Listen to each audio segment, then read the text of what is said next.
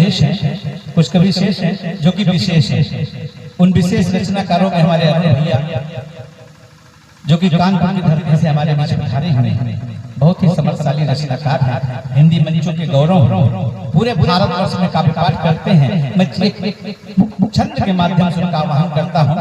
उनकी भावभूमि का छंद जिस प्रकार की शैली में पढ़ते हैं और जिस प्रकार की शैली में हम उनसे सुनने की अपेक्षा भी करते हैं। सुचि प्रेम सुधा, सुचि छंद देखिएगा बड़े सुचि प्रेम सुधा रस में सजनी, रस घोल रही बतिया तुमरी। सुचि प्रेम सुधा रस में सजनी, थोड़ा भैया भैया हम थोड़ा बहुत गा लेते हैं। सुचि प्रेम सुधा रस में सजनी, रस घोल रही बतिया तुमरी। हर बात लगे प्रिय खूब चढ़ी सिर, बोल रही बतिया तुमरी। मन मंदिर के पट बंद सभी, सब खोल रही बतिया तुमरी, सब खोल रही बतिया तुमरी। अब धीरज से बचा कितना यह तोल रही बतिया तुमरी। अब धीरज से बचा कितना यह तोल रही बतिया तुमरी। बड़े आदर और सम्मान के साथ बड़े भैया अरुण जी को मैं आमंत्रित करता हूँ धर्म के साधक पर वो आए और इस काव्य के महोत्सव को आगे बढ़ाएं, इसे एक संपूर्णता पूर्णता प्रदान करें। आदरणीय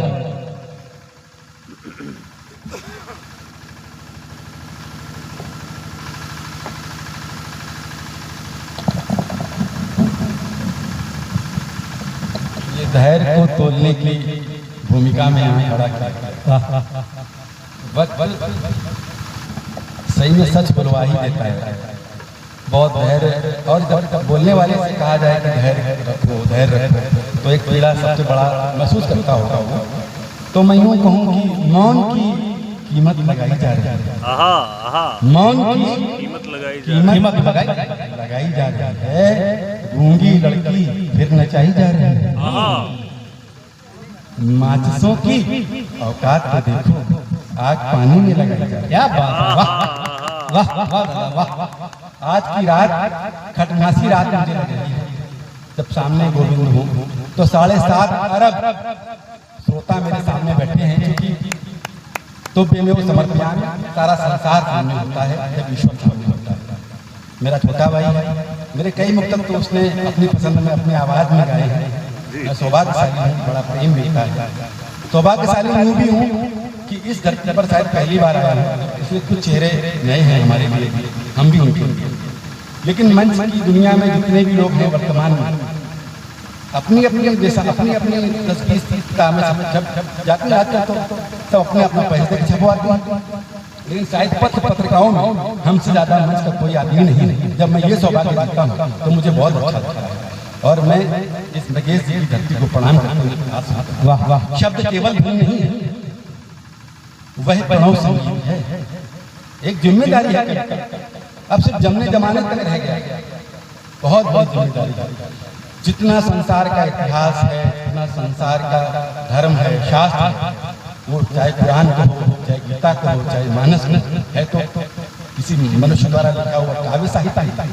शब्द केवल धन नहीं है, वह प्रणव संगीत है। और लिपि तो भावना के मंदिरों की भीति है। सृष्टि में मन, हृदय मनु में, और मनुज में वेदना। वेदना में जन्मों संचित है, वेदना की जन्मों संचित पूंजी है। तो ये हजारों साल शायद कोई मन तपता है, तब उसके मन में मौलिक ऐसी शब्दावली आती है जिसके लिए समाज की जिम्मेदारी का हक है। मैं शुरू होता हूँ कि वैसे अक्सर यहाँ अब अधिकतर घटनाओं पर होता है बड़ा जोश, अभी भी माइक में कांप रहा है बहुत सारा। तो आज का जो संचालक थे हमारे भाई तो स्वयं रोज के थे, तो हर बार लगता था कि जैसे फिर रोज कोई कभी यहाँ पर आ जाता है बार बार, तो बहुत सुंदर उन्होंने संचालन किया। तो मुझे लगता है कि संसार में युद्ध से कुछ नहीं होता, रोज यहाँ पढ़ने वाले मैं देखता हूँ पीछे से पैर कांप रहे हैं, ये कर देंगे वो कर देंगे, होना उनसे कुछ है नहीं, होता है सब शांति। अगर भाई वो कहते हैं हम तो श्रृंगार नहीं लिखा जाता, हम तो श्रृंगार नहीं सकता, तो हमें लगता है कोई टेक्निकल प्रॉब्लम है। हमको आप डॉक्टर को बताओ, उनसे श्रृंगार नहीं सकता है, श्रृंगार नहीं हुआ है, अंगार आता है, तो कोई टेक्निकल प्रॉब्लम होगी क्या प्रेम से रियाया है। तालियां में देर में आता है तो अच्छी बात है, निर्दोष साधक नहीं कह रहे हैं। चलो अब मैं तालियां सबने अपने अपने तरह से मांगी, एक गीतकार कैसे कह सकता है। डॉक्टर जैन से मिलना पड़ेगा। भगीरथ हम छलकती धार लाए हैं, क्या बात है। बंजारे खुशबुओं के महकते हार लाए हैं, तुम्हारी तालियों को हम बहुत बेचैन हैं यारो, तुम्हारे ही उपासे हैं, तुम्हारे द्वार आए हैं, तुम्हारे ही पासे हैं, तुम्हारे द्वार आए हैं।